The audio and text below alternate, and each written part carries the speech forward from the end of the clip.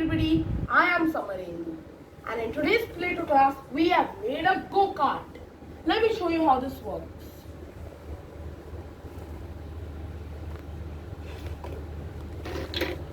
Wow, did you see that go? This I will show you again.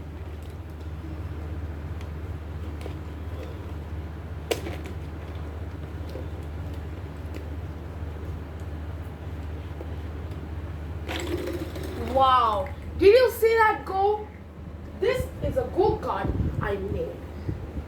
I used a pencil as a launcher and I attached the elastic band that is connected to the car, put it in front and used the elastic energy to snap it in and make the car move. Basically, the principle of this go-kart is elasticity.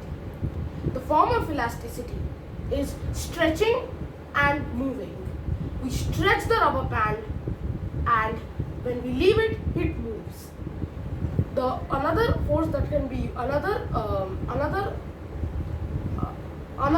thing that can be used is that every action has an equal and opposite reaction.